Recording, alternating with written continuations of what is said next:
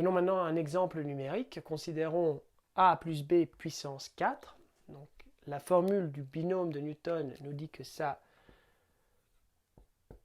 est égal à la somme avec k qui va de 0 à 4.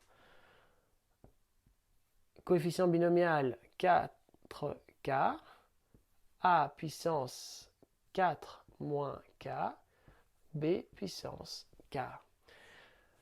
Les valeurs du coefficient binomial, on peut les noter ici. Donc, on a 4, 0, c'est égal à 1.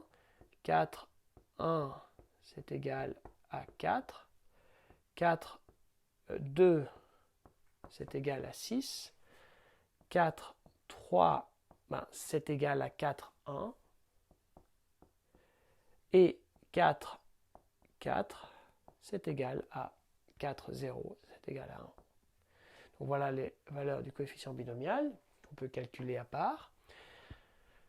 Donc ça, c'est égal à 4, 0,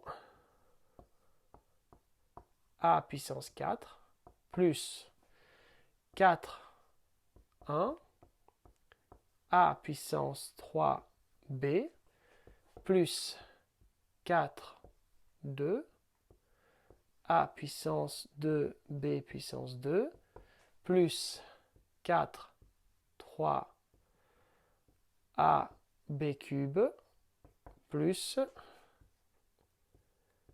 4, 4, b puissance 4. Nous allons substituer les valeurs du coefficient binomial. Ça donne A4 plus 4 fois A3B plus 6 A carré B carré plus 4 A B cube plus B puissance 4. Alors, qu'est-ce qu'on peut remarquer de ce qu'on vient d'écrire, de la solution? Tout d'abord, première chose à remarquer, c'est que la somme des exposants dans les différents monômes pour A et B, la somme des exposants est toujours égale à n. Regardez ici. Ici, c'est comme si on avait un A puissance 4 multiplié B puissance 0.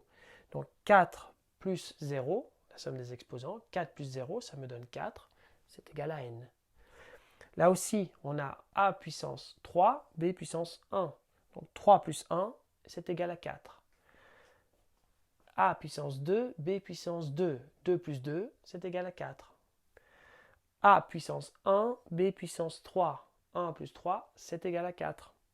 Là aussi, c'est comme si on avait A puissance 0, B puissance 4. 0 plus 4, c'est égal à 4. Donc la somme des exposants de A et B, c'est toujours égal à n.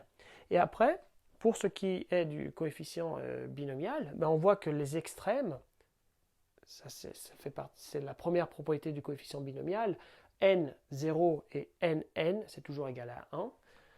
Bon, donc ces deux extrêmes, le coefficient est toujours égal à 1. Et après, il y a aussi ce que nous avons vu comme propriété de symétrie du coefficient binomial, c'est-à-dire à chaque fois qu'on se déplace d'un pas vers la gauche, donc k qui augmente, qui part de 0 et qui augmente d'une unité à chaque fois.